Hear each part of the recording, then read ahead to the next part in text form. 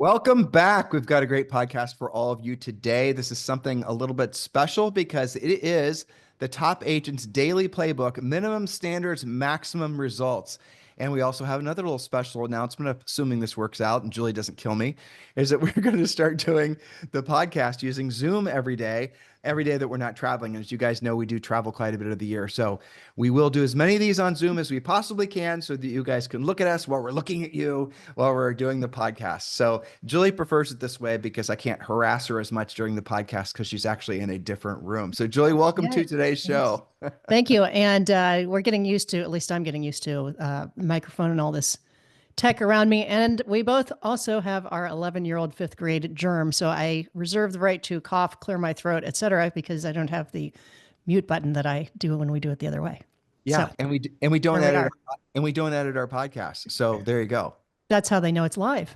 Oh, by the way, I didn't Yeah. tell you this because you've been on coaching calls. We did, somebody just sent me a notification that we're one of the top 100 podcasts in the business and career section in the world now. Cool. And in the That's great. overall real estate podcast space, which includes investors, people that want to learn how to be real estate investors, we're Hmm. one of the top 12 podcasts. And the other Exciting. the other nine weren't even in our space. They're not coaching and Hmm. training podcasts. They're podcasts for people that are wanting to learn how to be investors. So just wanted to let you know That's great. it's nice to get Congrats. outside.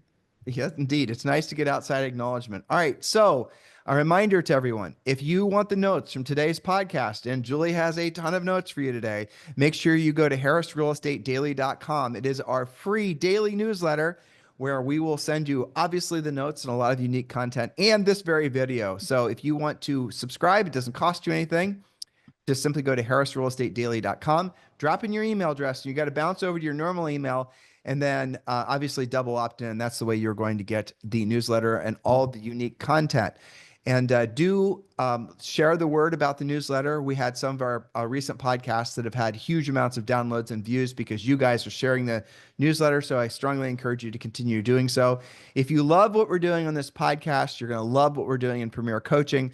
We've been working feverishly 24/7 practically, getting ready for the new Premier Coaching launch and also the Ethical Real Estate Professional Services launch. If you want to get a jump on the line, because on the initial event, the webinar event that we're having, we're only going to have 50 of you guys join because this is a coaching program. And so we can't just have 1 million people join. So 50 are going to join. But if you want to jump the line, join Premier Coaching immediately and you will have full access to everything, including Premier Coaching. Now, something I haven't been telling you guys is that Julie and I will personally be coaching for the first 90 days, the Premier Coaching program in as pertains to ethical real estate professional. So we're going to schedule those events probably within the next week or so. So letting you know, if you want to get a jump in the line, if you want to be sure you're going to get your spot in the new Premier Coaching and earn your ethical real estate professional designation as part of Premier Coaching, simply go to Premier Coaching right now or just scroll down below and click the link to join. Oh, and by the way, Harris Real Estate Daily. The link is down below, and you can also join that by clicking the link or just going to harrisrealestatedaily.com directly. All right, Julie, let's get rolling. Yes. Okay. So our topic today is Top Agents Daily Playbook, otherwise known as Minimum Standards for Maximum Results. And I have to say that this is something that I personally use on each and every one of my coaching calls, different pieces of this that we'll go over. And certainly our Harris certified coaches do in Premier Coaching. So here's the secret. Everything we discuss today will be radically easier and more fun to execute once you have your real estate treasure map, which again, you can get in Premier Coaching. So sign up for Premier Coaching today if you're not already involved with us to get your free personalized business and life plan. That's premiercoaching.com. So that's going to help. And I mentioned that, of course, they can see that in the notes as well. So point number one with our minimum standards, use, and most importantly, update your visual accountability whiteboards every day. So what do we put on the whiteboards? And we can talk as much or as little about this as you'd like, Tim. But ideally, you're tracking all of the following based on your goals. Okay. So you get your goals from the real estate treasure map. You're going to track chronologically. Every deal starts out as a lead, right? So you've got a leads board. You've got active listings. Those are signed listings that are not pending. You've got signed buyers. you've got pending closings, and you've got closed transactions. Now, and I'm going to switch back from my notes here so I can But talk to Julie, you about that a I little think bit. I, Yeah. I think you agree that it's really important that when they're deciding who's going to be qualified as a lead, they're Mhm. definitely not putting up a contact. So a lead is someone that you Yes. fully pre-qualified. So a lead is going to be somebody that's fully pre-qualified where they've answered all the questions on the buyer or the seller pre-qualification form.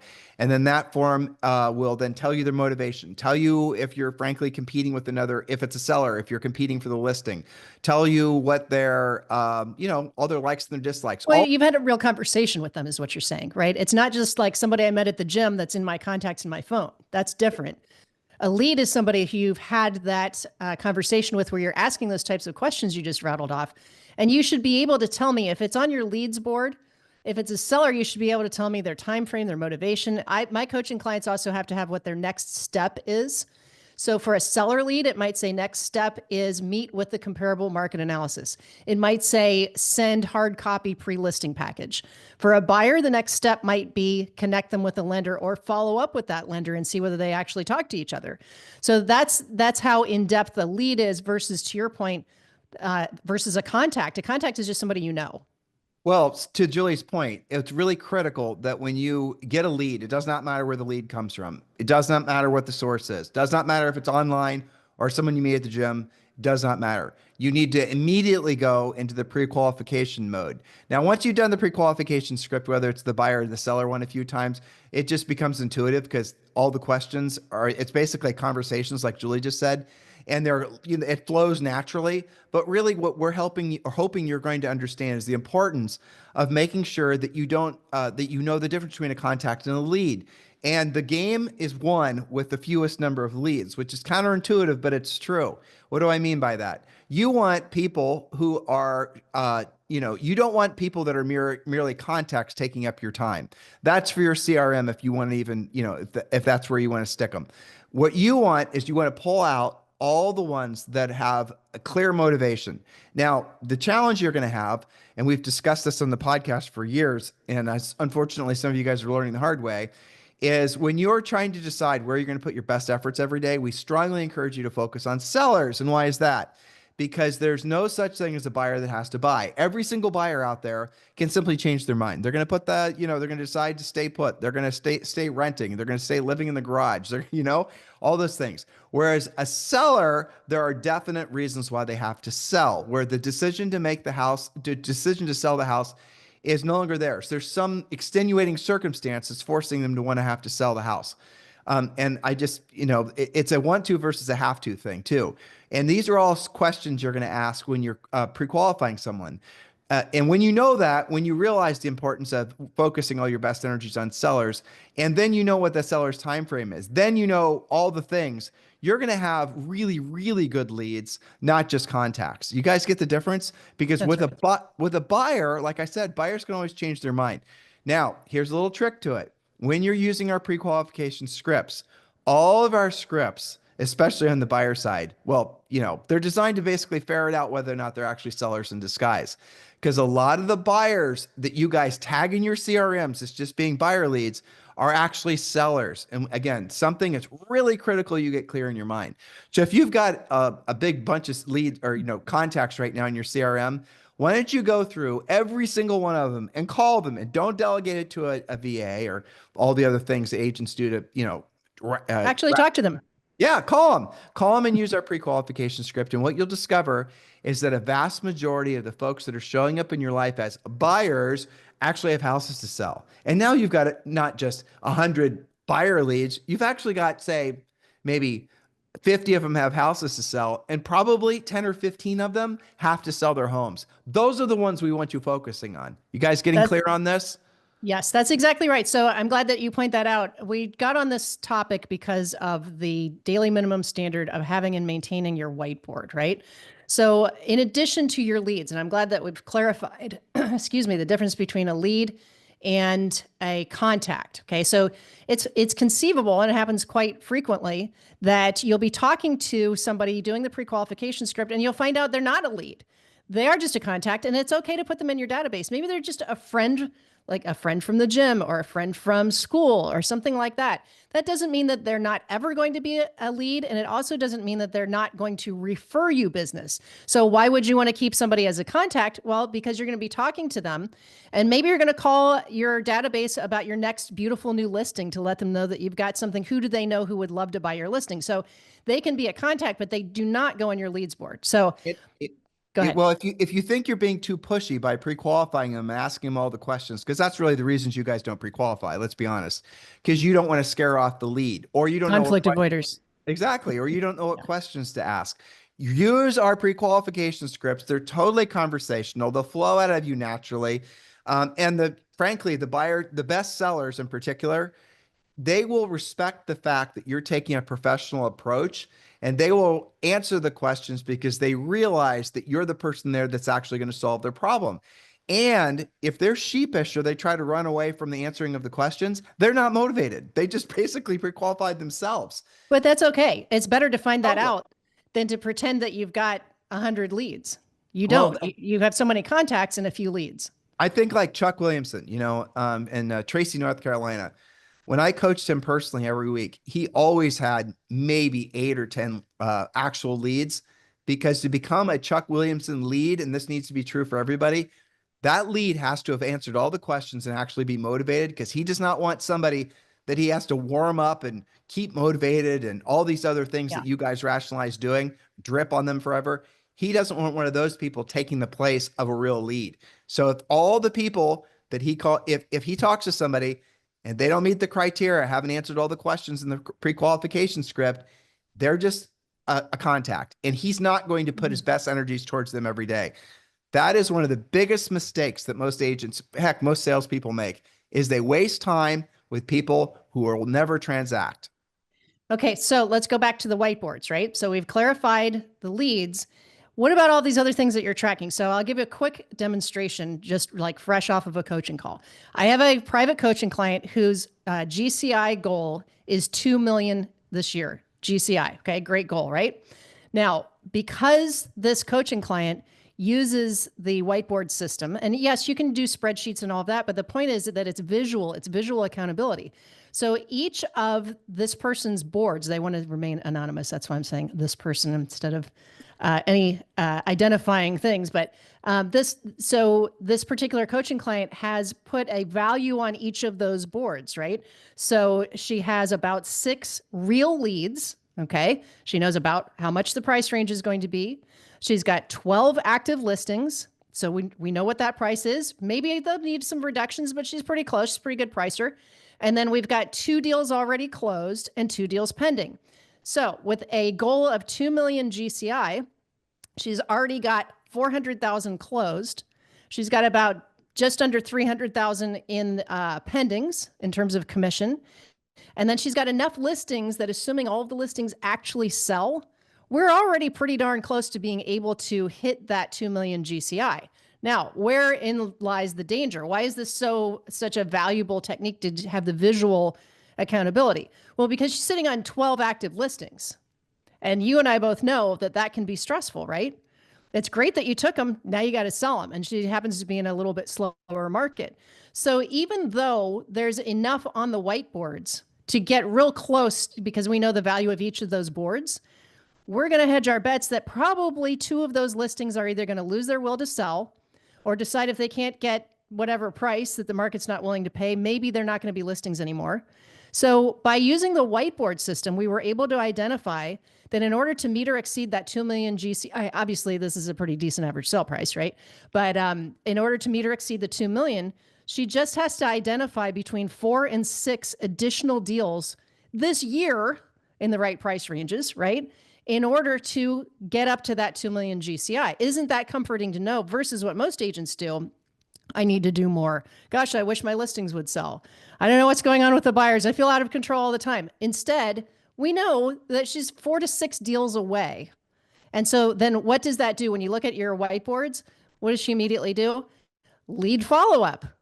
What if I could, her in her mind, and you remember this with coaching clients all the time, they immediately go to, okay, what about this one deal that I'd forgotten about? Maybe I should just land the plane on that one. I need to go remember next actions on the whiteboard, next thing to do. set the listing appointment, take the listing, put a time frame on it.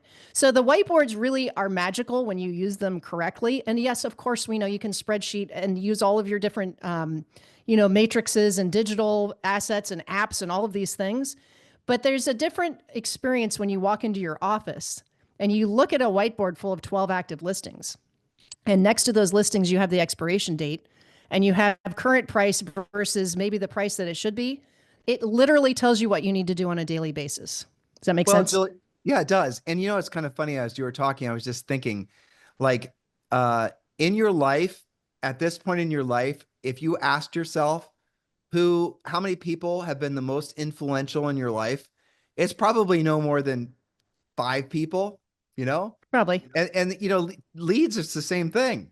Your goal is to have essentially a list of people who you are going to put all your best efforts towards that are going to have the most impact on your business life, right? That's really what it is. It's not to stockpile leads. And we can talk about that forever. And obviously, Julie and I are sometimes talking into the wind when we talk like that, because there's so many people out there that are trying to convince you guys the person with the most leads wins or the most contacts wins. It's not true. Intuitively, it's not true. Stop believing it. Start getting into your contacts, drilling down, make your contacts prove the fact that they're worthy of being leads. And if they're not, God bless them, leave them in your CRM if you choose to do that. All right, Jules, let's move. That's right. And it's okay to erase people from your board once they decide they're not going to do anything. That's okay. It's worth mentioning. Those of you guys in Premier Coaching, there are actual pictures of actual dry erase boards in actual people's agents' offices in Premier Coaching. So make sure you go and look at, how the, good ideas on how to have it set up. Yeah. We suggest that you go to like Amazon and you buy the biggest dry erase boards that you can. Don't buy the little dinky ones, buy these big, massive ones, because we want the board to dominate your workspace. Okay. A couple of my coaching clients got whiteboard paint and turned an entire wall, especially if you have, small, medium-sized office, you can turn an entire wall into a whiteboard and not have to hang anything. The goal is when you walk into the office, basically, boom, there it is. So Julie, let's just drill down one last time on what the whiteboard should look like. And I'll do it for him. Okay. So your first one should be, Julie, the way we talk about it in Premier Coaching and the Real Estate Treasure Map. And what I'm describing is basically the same thing, but the way we go about describing it is different. So if you've heard Julie say it a different way, we're saying the same thing. So when you walk into your office, here's what you should have. You should have a board that says listings at the top. And then you need to have in permanent marker so you cannot erase it. You need to label how many listings you're supposed to have at all times. And you won't know that number until you've completed your real estate treasure map. Your real estate treasure map, the whole point of it is essentially to help you create your business and life plan, but there's a formula inside of it to help you determine how many active listings you need at all times to meet or exceed your financial goals. All right. So that's the real estate treasure map. So let's say your number is 12 listings at all times. I went to walk in your office and I want to see a board that says listings 1 through 12, and it has to be in permanent, marker. So you can't accidentally delete it or edit it. Now, why is that important? Let's just say you've had a great month. You're going to have a lot of great months. You're going to have a great month. You're going to walk home or walk in your office. You're going to have a stack of checks or you just, whatever, right? You're riding high. You walk into your office and you need 12 listings at all times to meet or exceed your financial goals. And you look at your board and you only have 4. You don't have 12, you have 4. Well, doesn't that sort of put you back in alignment with your bigger goal, which is to have 12 at all times? It takes a little bit of the wind out of your sails, but what it also does is it keeps your emotions between the lines. So one of the greatest lessons that Julie and I ever learned is you don't overly celebrate your wins and you don't overly mourn your losses, right? So your mission is to always keep your emotions between the lines. Don't overly celebrate, yay, I'm on the top of the world. And then if something doesn't go your way, don't overly mourn the losses, because what happens is those extremes are going to wear you out. So you want to keep your emotions between the lines. So one of the greatest things you can say to yourself is when you have a big win or what you perceive to be a big loss, just say it's too soon to tell. That's really great psychological stabilizing thing to, a gift you can give yourself.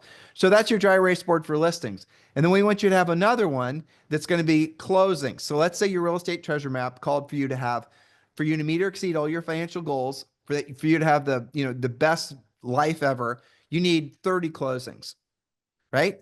So I want you to, again, closings at the top. and then write down 1 through 30 in permanent marker, and then red, take a red dry erase marker and write up, that's for sellers, and then blue is for buyers. So every time you have a closing, write the address down, write how much money you made. Don't hide away from the commission. Maybe you want to write down what the gross commission amount was and how much you actually got when you got paid, right? And then we want you to write down the lead source. And I know there's CRMs and all these fancy things to keep track of it, but I'm going to tell you guys a little psychological trick to doing it this way. All right, so you're going to have all your things written down. You're going to be halfway through the year, or in the case of Julie's client, a few months into the year, and you're going to look at all your closings. You're going to, be happy for the money you've made. But then what I want you to start noticing is where the lead sources were. And what you'll discover is where your actual closed transactions come from aren't the same place where your contacts come from. Remember what I just said? So your contacts, the people you put into CRMs that you hope and pray will one day become closed transactions, do not come from the same sources that your actual closed transactions come from. Leads lead to paychecks. Contacts lead to basically drip campaigns that you guys are delusional into believing that are going to result in closed transactions. Every single research that's ever been done on long-term lead follow-up shows that less than 3% of all leads in a long-term CRM ever actually end up transacting or buying or whatever it is. You guys getting it? And even then, it's not necessarily with you. Well, that's the point. Exactly. Yeah. I mean, the leads that are in the contacts that are in your CRM are also in other people's CRMs. Shouldn't all this be obvious to everyone? So what I said, and hopefully you guys are internalizing this, are the leads that result in transactions come from very defined sources, and you're going to see this. And I'll tell you the first time I realized this. Julie and I would typically sell between 100 and 200 homes per year. And Julie and I were doing proactive lead generation. We were doing passive lead generation. We were doing direct mail. We were doing pay-per-click. We were doing all these things. And I'm going to tell you this, and I actually kind of, to this day, I can feel the burn because it was, it was so insightful, but it was also a little embarrassing, especially in front of Julie. So she's smirking right now for those of you guys watching us on YouTube because she remembers this. All right, Julie played in orchestras, and she was a semi-professional musician, and she would play one in particular. So we looked at she'd been playing in this one particular orchestra for like 3 years, I think. And then it wasn't quite halfway through the year, but we had closed like 40 deals or something.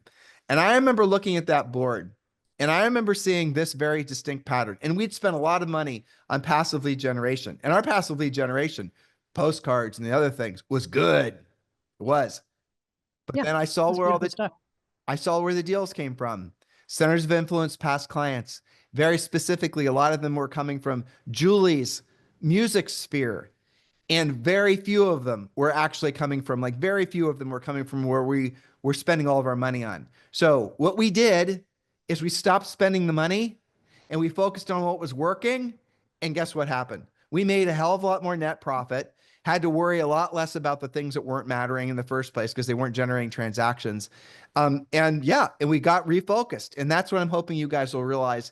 But this is the importance of having everything in front of you, because what that dry erase board does, actually, it gives you a lot of accountability. It's almost like having a coach that's going to. Yeah, it's great. I mean, we're kind of turning the whole podcast into about the visual, but that's okay, because here's the thing. Take the case of somebody who has the right amount of the magic number of listings, right? They had all these listings, and now like half of them are sold. So now they're in the pending board.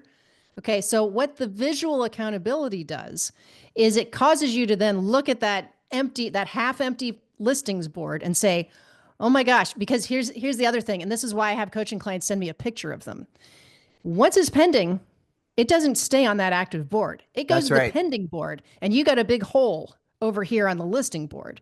It causes you to get to work faster, because what happens when you have multiple things pending at once? Well, now we have appraisal drama and inspection drama and financing drama, and we're pending, and I've got all this money coming in, and I did what I was supposed to do, and I'm celebrating that. That's awesome. But meanwhile, if I walk into my office and I see half my listing board is empty, that's great. I've got all these pendings happening, but now I've got to get on the stick faster and say, I've got to get back to my lead generation. I've got to get back to my lead follow-up, because if you don't, and you operate like most agents do, and you have even 3 pendings at the same time, you're going to hide out in all of that transaction activity. Even when you have a transaction coordinator, you know, you're going to get into the drama of all those things. And then pretty soon what was, and I tell this to coaching clients, that's great. You know, to your point, it's too soon to tell. You can kind of celebrate, but here's the thing. When you have a really big month because you had all these pendings and it's going to close the next month, that's great. But if you're not constantly regenerating and getting on your lead generation, what used to be one really kick-ass month now becomes a pretty good 60 days and an only okay quarter because you didn't get to work on the things that were necessary fast enough because you were distracted by putting out fires. Does that make sense? Yeah, totally. So listen, guys, the notes from today's podcast are at harrisrealestatedaily.com.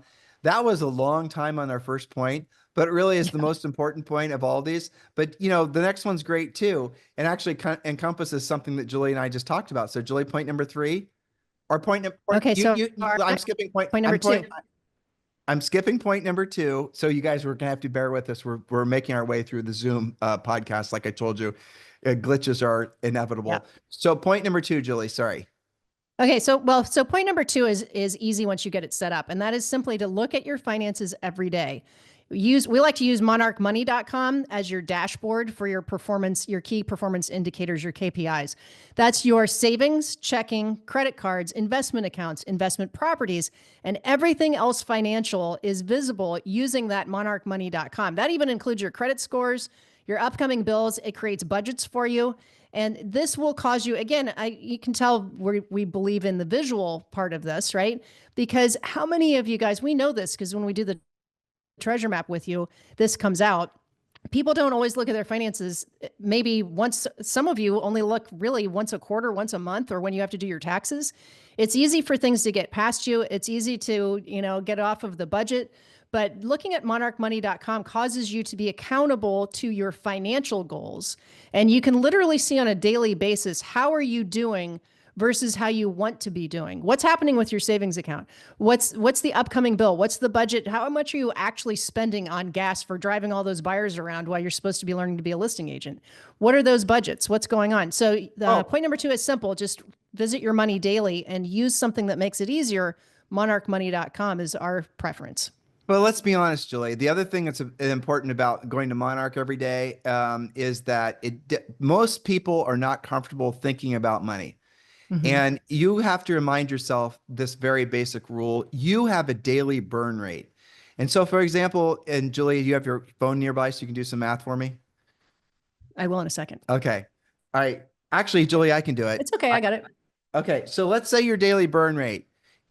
You have a household that you have to supply the money for. You're the sole provider, okay? And let's say it costs you $10,000 a month to run your house, right? So Julie, can you tell me approximately what that is a day? It's like $300. $333 a day. Okay, so $333 a day. So every single day that you don't earn at least $333, you're losing money. You're burning savings. You're in the hole. And exactly. So what we're hoping you're going to understand is use your natural nervousness, if you want to call it that, or because really money talk makes people very nervous. A lot of people use that to your advantage, because if you are checking in on your finances every day and you're reminding yourself what your daily burn rate is, and that, by the way, that's one of the best, most powerful ways to really keep yourself centered and not get distracted. So if you're finding yourself, I can't get focused, I can't find my motivation, what's my big why? Remind yourself how much you cost every single month, how much your family costs every single month, and ask yourself, in this particular day, did I earn enough money to cover my expenses? That's an oversimplification, because obviously in real estate, you get paid in hopefully large checks. But the moral of the story is we're leaving that in as point number 2, because it is a great centering way. Because if all of a sudden you have that pang of financial insecurity, it's going to help you to be motivated to do what you don't want to do when you don't want to do it at the highest level. Point number 3, Julie.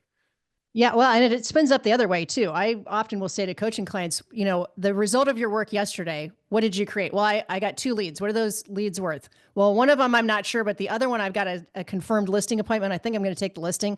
That's worth $10,000, for example. What's the average commission in the country right now? It's around 9 or 10 grand.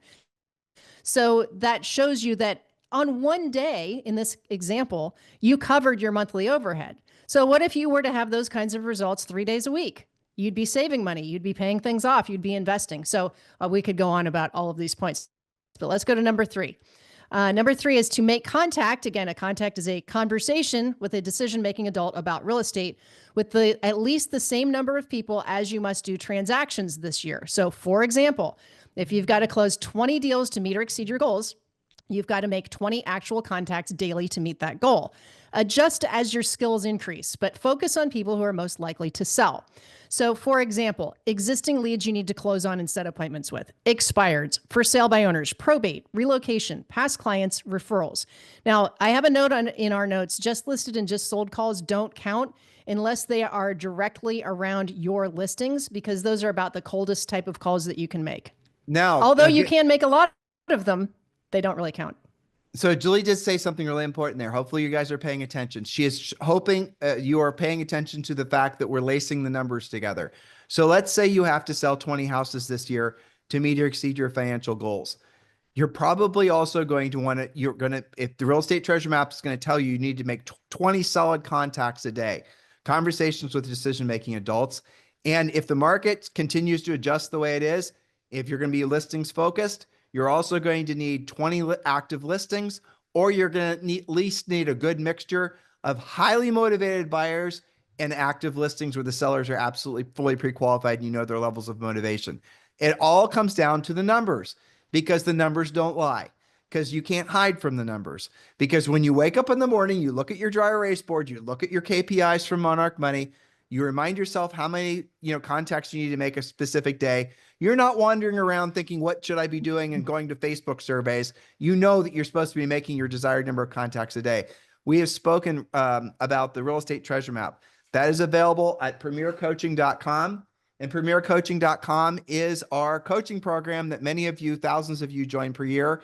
So just go to premiercoaching.com or scroll down below and click the link below to join premiercoaching.com. And yes, that does include the first level of Premier Coaching, or frankly, you can join as Premier Coaching VIP and get all 12 levels, including Ethical Real Estate Professional. The second you enroll, it's up to you how you want to go about doing it, but just go to premiercoaching.com. And that does include a daily semi-private coaching call. And in the first level is the real estate treasure map, which is your fill-in-the-blank business and life plan. So make sure you download that right away. It's like 73 pages, double-sided. Okay, this is not some, one-pager, lightweight, anything. This is a book, basically. Read it, understand it, and then fill that out with your spouse, your partner, your dog, your cat, doesn't matter. But get it completely filled out so that when you are thinking, like, that'll give you the center. A lot of the things that cause us stress in our lives are not having a sense of direction, not having clarity about where our intention should be. And so that's the reason we get distracted with, did you hear this gossip, or did Trump said this, or interest rates that, or housing market this, or alien visitation, whatever, right? We allow ourselves to get distracted because we have no mission. Your mission every single day, when you're a Premier Coaching client, when you're with Julie and I, our coaching organization, it's going to be very clear. So you're going to wake up every single day. You're going to know exactly what you're supposed to be doing every single day. You'll have the clarity that will give you the confidence to exceed your goals. And then you're going to have to set higher goals, like Julie's coaching client she talked about on the top of the show today. Interestingly, her goal used to be $1.5 million. I was thinking $2 million. That's a really nice goal for an agent. It's a great goal. But Julie, if she's and the reason we raised it is, we raised it because she got to be pretty much ahead. If you divide out the months and you use the visual accountability and the whiteboards and all the accounting, she's actually a bit ahead. So since we have some runway yet in the year, why not raise the goal, right? And so that it becomes more and more exciting, right? So we were talking about, what's your daily burn rate? $333 a day if your overhead's 10 grand. Well, you can work it the other way too. So for example, one of the things I like to do with coaching clients when they've got a couple of pendings kind of out in the future, like maybe 90 days out, they've got a new construction closing and they had a longer close on something. So that month is already a good month, isn't it? Why not work as hard as you can right now doing the right things to make it a record month? Make it the best month you've ever made. Maybe you could double your last best month. So even though we've been talking about the numbers, like in terms of, if you don't do this, you're going to be in the hole. I like to work the numbers the other way and keep them really excited and motivated and say, look, that's great that you've got 2 or 3 closings 3 months out. Let's see how big we can make that month. That's really fun. But that is, obviously a lot of our top tier elite coaching clients, they have these problems, right? And so Really. what's Yeah. fun is what's interesting is that, and Julie knows this obviously, if this coaching client doesn't set bigger, more expansive goals, chances are without subconsciously, she's going to start taking some logs off the fire. She's going to start losing her Sure. momentum. So Easy to do. even though she had a great first 6 months of the year, let's say, because she coasted the last 6 months, the 6 months after that, she's going to lose the advantage that she built. So as Julie is a great coach, what she's going to do is keep her motivated and maybe say, I'm giving you some ideas, Jules, but maybe you help her set a goal of, going to Europe for a month in August, or where she's going to completely check out, or she's going to just do some really extraordinary things that she's always wanted to do. You're smiling. I'm guessing you're already working on that. Because her goal is actually, I think she's working on between 2 and 3 months in Europe in the summer. Well, there you So, go. but to your point, that's also just from a coaching standpoint. I have to be mindful of that too, because as I said before, what maybe was a great month becomes an only okay quarter if you don't stay frosty on what you're doing and be thinking ahead and looking ahead and saying, it's one thing to be on a really amazing vacation like that. It's another thing to be on vacation and really not be worrying about what's happening with your deals. And, if you're listless, you've already sold everything. And, there's different levels of real estate stress. So let's get on to our point number 4.